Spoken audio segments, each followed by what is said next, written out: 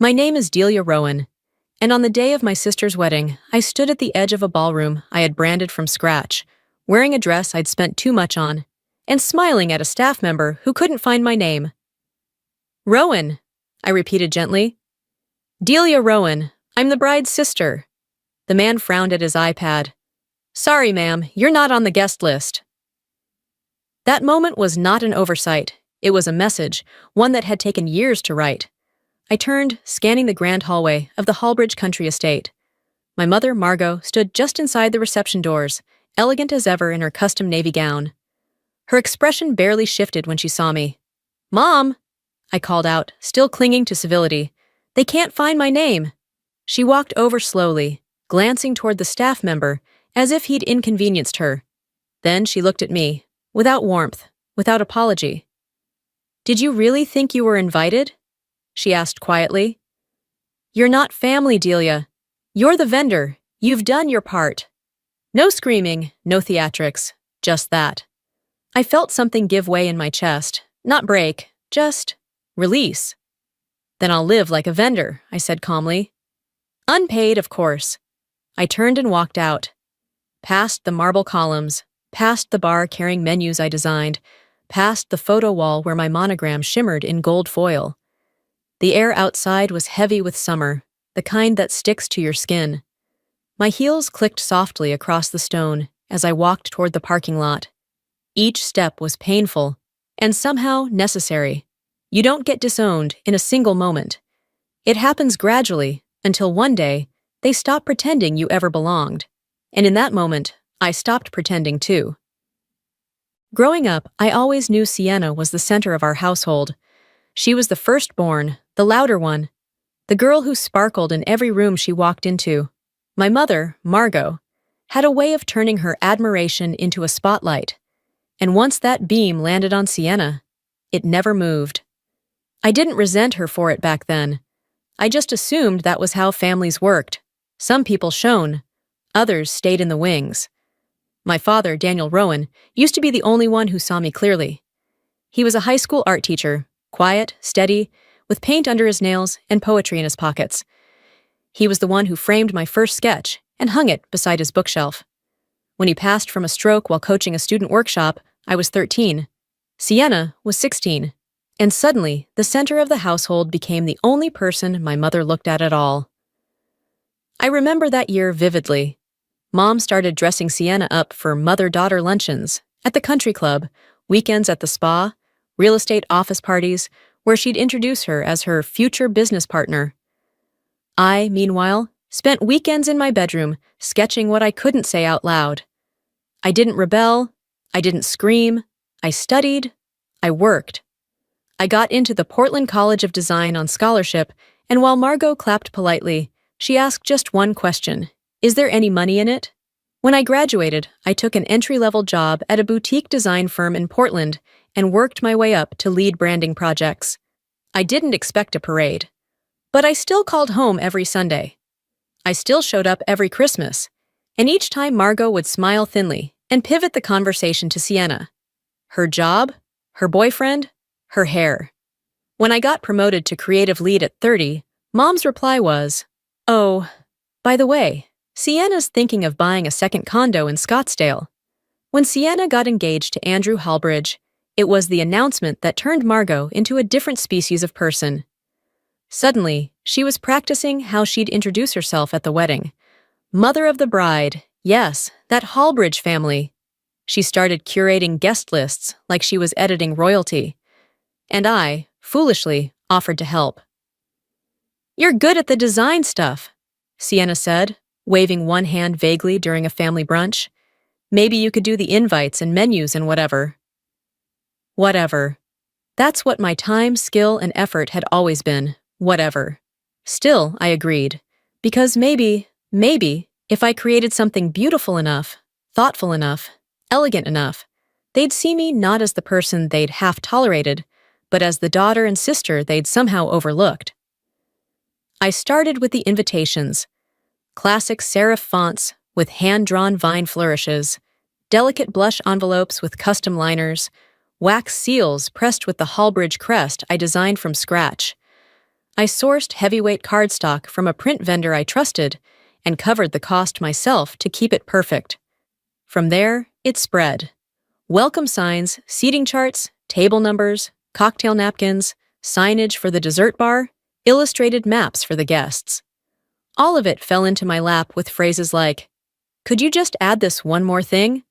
I don't like the font anymore. Can we change it? Mom says the silver border makes it look cheap." I revised. I adjusted. I swallowed my pride and kept designing. When the budget ran low, Margot whispered during dinner, "Maybe you could just take care of the rest as a gift? It's not like you're contributing to the registry." I nodded, because that's what the daughter in the background does.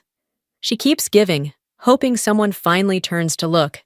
The wedding had a website, of course. It was pristine, minimalist, modern, and naturally designed by me. One evening, while updating the RSVP links and adding hotel recommendations, I clicked over to the family section out of habit. There it was. Bride, Delia Rowen. Mother of the bride, Margot Rowen. Father of the groom, Charles Hallbridge. Mother of the groom, Nancy Hallbridge. My name was nowhere. Not even a passing mention. I sat in silence for a long moment, the cursor blinking back at me like a taunt. At first, I told myself it was just an oversight. An easy fix. "Sienna," I texted later that night, "noticed I'm not listed on the family page. Want me to add that in?" She responded an hour later. "Oops, must have slipped through. You can if you want. Doesn't really matter, though. Everyone knows who you are." That was the first crack. Weeks passed. I received no invitation in the mail, but I wasn't alarmed. I was the one who ordered the invitations, managed the addresses, even hand-delivered a few to VIP guests. I assumed I was obviously included, until the RSVPs began rolling in. Every day brought screenshots from Sienna. "Look who's coming!" Andrew's dad's law partner RSVP'd yes, yet no one ever asked for my reply. Just to be sure, I brought it up during a call with Margot. "I know it's silly," I said lightly, "but I never actually got my own invitation. I was hoping to save one as a keepsake." There was a long pause. "Oh," Margot said. "Well, Sienna probably figured you didn't need one. You're already helping so much." That explanation should have reassured me. Instead, it made my chest tighten. "You're technically family," Sienna would say later when I brought it up. "You don't need the formalities." Technically? As if I were a second cousin, a step relative, someone with an asterisk next to her name. Still, I pushed forward. The ceremony was in late June, and by early May, I was finalizing the seating chart. Sienna had sent over the final guest list, and I was adjusting names, double-checking spellings, and organizing tables by relationship clusters. It wasn't until I hit table 11, the immediate family table, that I noticed. I wasn't seated anywhere. Not at table 11, not at the bridal party tables, not even among the out-of-towners. I searched the spreadsheet again. My name never appeared. My hands went cold. I texted Sienna right away. "Hey, just noticed my name's not on the seating chart. Where am I sitting?" She responded 2 hours later. "Oh, I figured you'd be helping with setup and coordination. Didn't think you'd need a seat." "I'm not the planner," I replied. "Yeah, you hired Vanessa for that. I've only handled the design." "Right," she answered. "I'll figure something out. Maybe you can sit with my college friends." The next day, I bought a dress. It was emerald green, understated, and matched the event colors without overlapping with the bridesmaid palette. It cost more than I could afford, but I wanted to blend in, not stand out. I wanted to belong, at least visually, if not emotionally. I also found a wedding gift. A vintage silver photo frame from the 1930s with soft floral engravings. I had it professionally polished, then engraved with Sienna and Andrew's names and wedding date. I plan to insert a photo of them later, assuming I got one. On the surface, I looked like any devoted sister preparing for her sibling's big day. But underneath, I was walking a tightrope between hope and humiliation. I told myself this was just wedding stress, that I was overthinking, that they'd never actually exclude me, not when I'd given so much. Not when my fingerprints were on every part of their wedding, right? The morning of the wedding arrived with a kind of tense stillness, like the air before a summer storm. I woke before my alarm, dressed deliberately, and packed my tote. Extra programs, a backup USB with signage files, superglue, floral pins, stain remover, and aspirin. The kind of kit a professional would carry. The kind I had carried dozens of times for clients. Only this time, the client was my sister, and I was doing it for free. I arrived at the Hallbridge Country Estate 3 hours early. The venue was grand. Arched stone walls, tall windows, sprawling grounds manicured to surgical precision. I parked far in the lot, just as staffers were unloading floral arrangements from box trucks. The air smelled like lavender and heat. Inside, I approached the reception desk with a smile. "Hi, I'm Delia Rowen, bride's sister. I've been handling the design elements. Just want to check in before guests arrive." The woman with the clipboard blinked at me. Her name tag read, Vanessa Event Manager. "Oh, right," she said after a beat. "I thought you were working remotely. Sienna didn't mention you'd be on site." I hesitated. "I'm not part of the coordination team. Just wanted to make sure signage is properly placed. Table numbers, menus, welcome board, those things." "Got it," Vanessa said, flipping through her notes. "Those are already set, but I'm sure you're welcome to double-check." I nodded and stepped toward the grand ballroom. The welcome sign I'd hand-lettered stood by the entrance, framed in eucalyptus. My monogrammed cocktail napkins sat in glass trays at the bar. My illustrated map was propped on an easel near the gift table. It should have made me proud. Instead, it made me feel exposed, like I'd carved pieces of myself into this space and now stood invisible beside them. Upstairs, Sienna and her bridesmaids were getting ready. I climbed the marble steps and knocked softly on the suite door. It opened to a blast of laughter and music, and one of Sienna's college friends blinking at me in confusion. "Oh, Delia, right?" I nodded. "Just checking if Sienna needs anything." Before she could answer, Margot appeared behind her, shutting the door halfway. "Delia, what are you doing up here?" "I came to help. Thought maybe—" "Everything's under control," she said tightly. "Sienna's with her bridal party. She doesn't need any distractions right now. Can I just say hello?" Margot's lips thinned. "She's very stressed. Maybe go downstairs. Check on the table arrangements?" I nodded, the words caught in my throat. As I turned to leave, I heard Sienna's voice rise behind the door. "Is she gone? I don't want any drama today." The door clicked shut before I could move. I walked back down the staircase, slowly, each step heavier than the last. Back in the ballroom, I scanned the room. Everything was flawless. The linen napkins were folded just as I'd requested.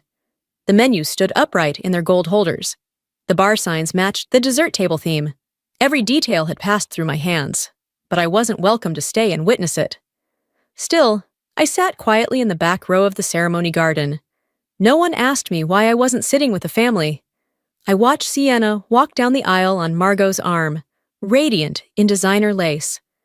I saw Margot cry, something she had never done for any of my graduations, shows, or promotions. The photos afterward were taken on the terrace. Sienna, Andrew, both sets of parents, extended family, friends, all smiling. I stood near the hedges, waiting to be waved over. The wave never came. As the cocktail hour wound down, guests began lining up for the reception. Vanessa and her team stood at the ballroom entrance with iPads in hand. I stepped into line, smoothing my dress. I practiced my explanation silently. "I'm Delia, the bride's sister. This is just a mix-up." When it was my turn, I gave my name. The staffer hesitated, tapped the screen, then again. I don't see... What was the last name?" "Rowen, Rowen, Delia." "Just a moment," he murmured. He stepped aside and whispered to Vanessa. She glanced toward me, then back at her screen. A moment later, she approached. "There seems to be a mix-up," she said with forced calm. "Your name isn't on the approved guest list." I blinked. "That can't be right. I'm Sienna's sister." Vanessa lowered her voice. "I understand, but I can only allow guests listed by the bride and mother of the bride. As if on cue, Margot appeared behind her. What's going on? They say I'm not on the list, I said, heart pounding. I'm your daughter. I designed everything. Margot didn't flinch. Did you really think you were invited? Her voice was smooth, not cruel, just final. You're not family, Delia. You're the vendor. You've done your part. I stood there for a long second, numb. And then I nodded. Well, I said softly, then I'll live like a vendor. Unpaid, of course. I turned and walked away. No shouting, no tears. Just the sound of my heels on polished marble and the weight of 1,000 quiet rejections, finally adding up to one answer. The parking lot was nearly empty when I got outside. Guests were still arriving in clusters, laughing, dressed in silk and linen and champagne-colored heels. I walked across the stone path with careful steps, each one louder than it should have been in the still summer air. Halfway to my car, the weight of it all caught up with me. My legs stopped moving, my hands trembled. The emerald dress I had so carefully picked now felt like a costume I'd worn to a show where I wasn't welcome. I spotted a bench tucked near a small fountain and sat down, legs folded, back straight, still trying to look composed. Even alone. I didn't cry. I just stared at the cascading water, waiting for the numbness to wear off. It didn't. Instead, I did the one thing I could. I pulled out my phone and called the only person who had never made me feel small. Kendra? My voice cracked. Can you come get me? 35 minutes later, her car pulled up. She didn't ask questions at first. Just hugged me so tight I could feel my ribs shift. She slid the passenger door open, helped me in, and handed me a bottle of cold water like it was medicine.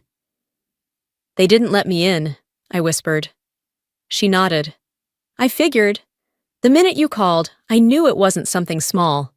Back at her apartment, I sat curled up on her couch, the green dress folded beside me like discarded skin. She made me tea and didn't push. Later that night, after the shock gave way to silence, she said, Delia, you need to talk to someone, a real someone, not just me. A therapist? I asked dryly. A lifeline, she corrected. This wasn't just about a wedding. This was your whole life finally screaming in your face. She wasn't wrong. The next week, I found myself across from a woman named Dr. Yvonne Ritter. Her office was warm, framed with soft art and low shelves stacked with books. She looked at me without blinking, but not without care. I told her everything, about the invitations, the missing chair, the door that closed in my face. She didn't flinch. What you've described, she said gently, isn't just family favoritism. It's systemic emotional exclusion. And what you experienced at the wedding? That was the culmination of years of erasure. That word, erasure, landed heavy. I wasn't just overlooked. I had been actively made invisible. In one of our early sessions, Dr. Ritter gave me an assignment. She asked me to go through my old belongings, anything from childhood, and see what stood out now that the curtain had been pulled back. That night, I found a small shoebox labeled in my father's handwriting. Dr. Age 1113. Inside were old birthday cards, crumpled sketches, and one folded letter on lined paper. It was from him. I had won a statewide poster contest in 6th grade, something no one in my family ever mentioned again after his funeral.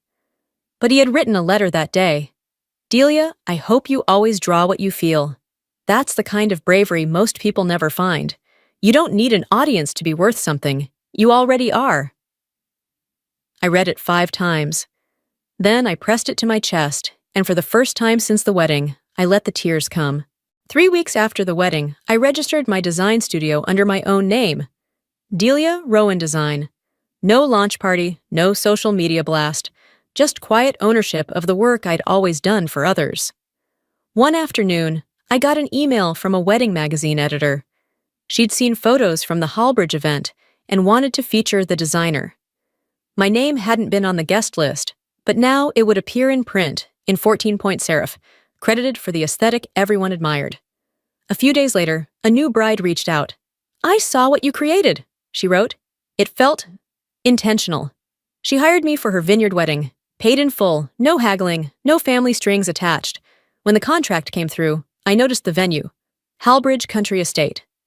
I didn't hesitate, I signed.